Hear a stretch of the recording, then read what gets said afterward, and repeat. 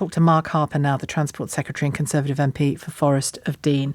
Didn't want to let the opportunity go to waste. Mark Harper, good afternoon to you. Good to see you again. Shelagh, nice to talk to you. Thank you. We spent several hot hours together, didn't we, on local election night? It was pretty hot in that studio, as I recall.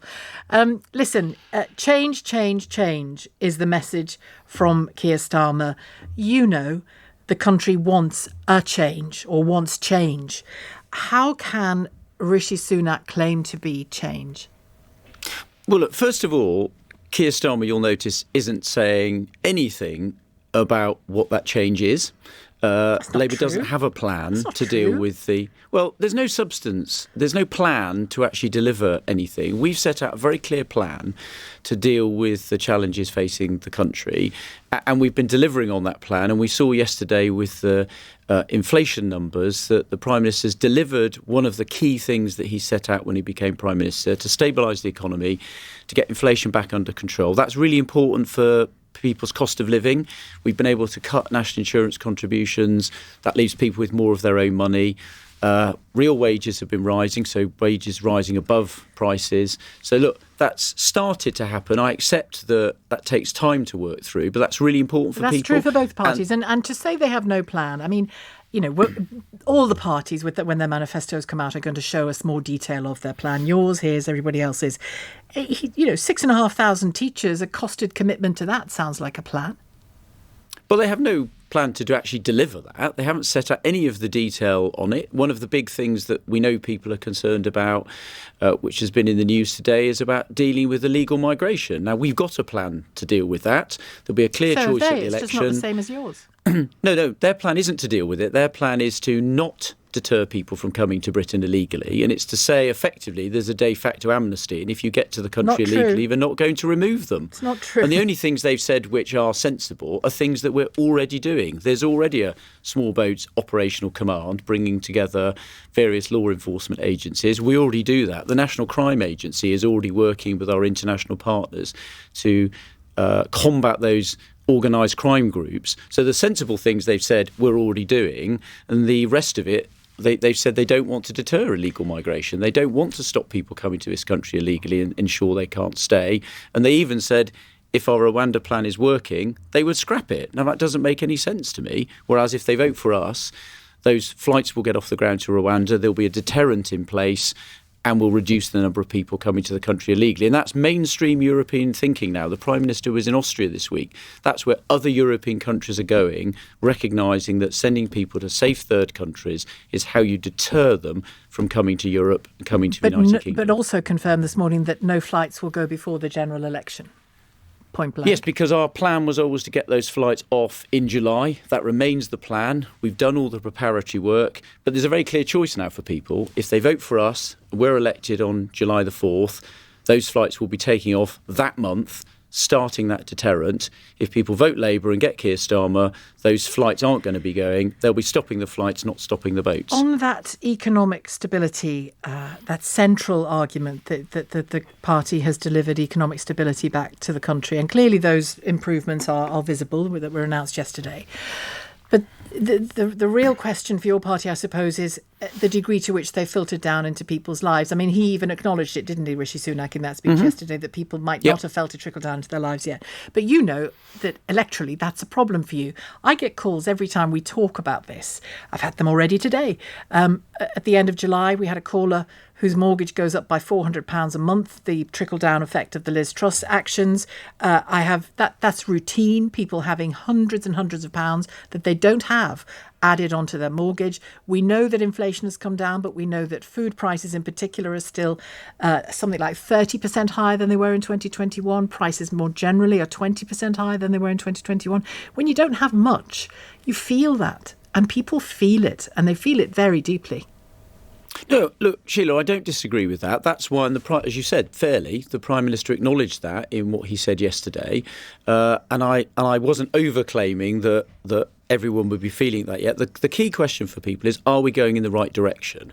And the fact is, we set out a plan to deal with inflation, get that under control. I absolutely acknowledge that prices rising faster than wages is a real problem for people. We said we would deal with that.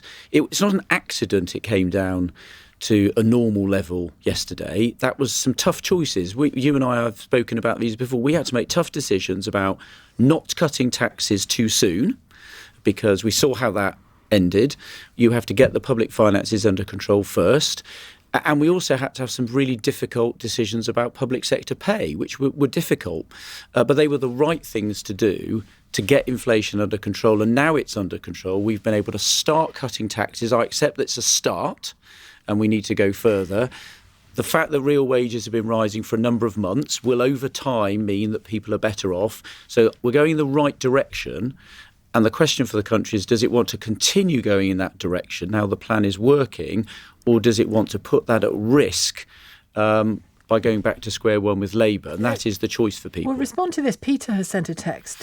Don't let Mark Harper get away with saying Sunak brought inflation down, because then he was responsible for it going up.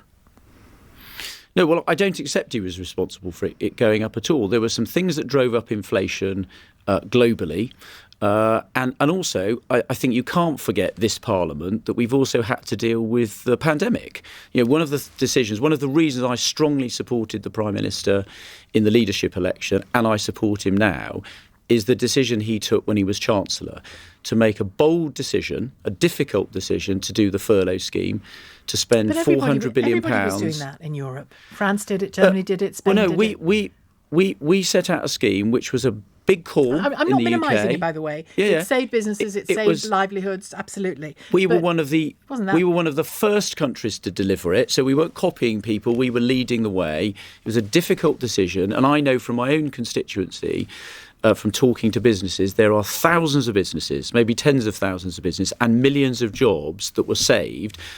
But there was a big cost there, and I think the public recognise that has to be paid for. It's one of the reasons taxes are higher than we would otherwise like them to be. And you can't pretend that those things haven't happened and we haven't had to deal with them. And I think we've dealt with them well. It's left the country in a better place than it would have been if we hadn't tackled them like that. And those were decisions the Prime Minister took, and one of the reasons why I think he's the right man to deal with the challenges in the future. Can I ask you about child poverty? Gordon Brown, I'm sure you noticed a week or so ago, was talking about it in depth and set out his own sort of diagnosis, prescription, I should say. I'll get there in the end. For what should be done. I mean, it's expensive, what he thinks should be done. But, you know, where would you start? Change the two-child rule on child benefit? And that's what he thinks should happen. And Labour haven't said they'll do that either, but he wants it from both of you. Is that feasible? Is that doable? Well, I'd say two things. First of all, when Gordon Brown was Chancellor and then Prime Minister, I'm afraid what he did was move people slightly from one side of the line to the other, which I don't think actually delivered real benefits to people at all. What do you mean by that? Sorry. Well, he altered the benefit system, so he moved people from slightly one side of the child poverty line to the other side of it. It didn't make them demonstrably better off. It just was a statistical feint. What we've decided to do, the best way of helping people out of poverty, is to ensure that people have a job. They can get a job, and they're all. Hang on, let me just finish. But and they're better off in work. And one of the things we did with what we delivered over the time we've been in power, and the reforms that the Work and Pension Secretary set out with universal credit, is about making sure that it always pays to be in work rather than out of work. And you're always we better haven't got off there in yet work. on universal credit, have we? Particularly with people with disabilities and the like, trying to get back into work. There's still more to do, but the key thing is you're always better off working than not working, and you're always better off if you're in work, doing more hours and getting a pay rise, and that always makes you better off. And I think in the end, that's the right thing to do, and that's the way you help parents. I think I would agree with you. Ensure that their children aren't in poverty. I would agree with you, and yet that work is where you want people. Of course it is, where it's possible. And yet, time and time again, and it has been a growing phenomenon on the calls that I take in the world that I know outside of this studio, working people with children can't afford a bed. Working people with children get the absolute basics sorted and then can't afford a single frippery. And by frippery, I mean a sweet when they're out during the summer holidays. What the hell do we do? Where do we take them in the summer holidays? You know, a picnic in the park can only go so far, that kind of thing. People have been tightened and tightened and tightened in terms of what they're able to offer their children. And I'm talking about working people. Mm-hmm.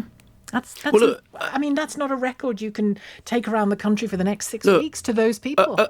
Look, over the last few years, Prime Minister acknowledged yesterday, which, as I say, you fairly recognise, it has been tough for people over the last few years. With the pandemic, the war in Europe driving up energy prices has put a lot of pressure on people.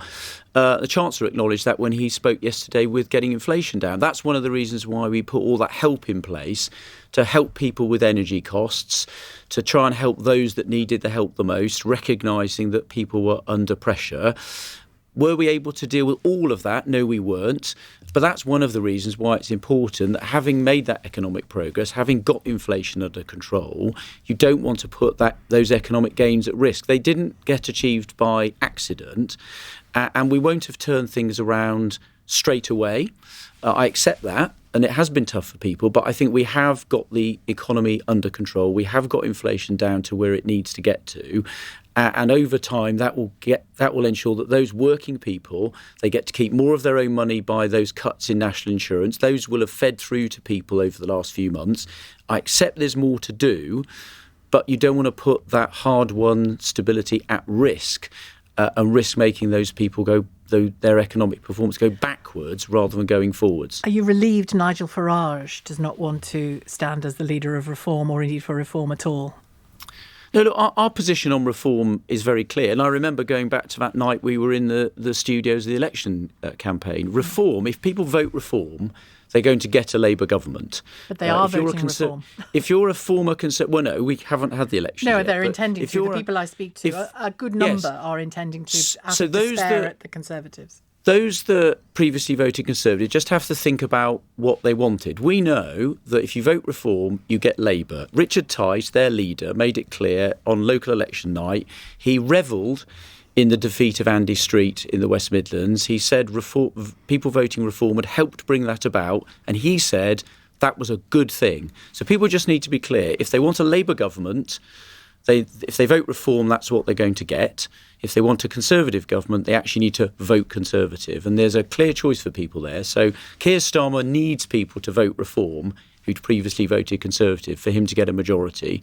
And my argument would be, if you care about deterring illegal migration, if you want to cut taxes, you need to vote Conservative. Anybody else is going to let Labour in and put those things at risk. OK, thanks very much indeed, Mark Harper. Good to have you on the programme. Transport Secretary, Conservative MP for Forest of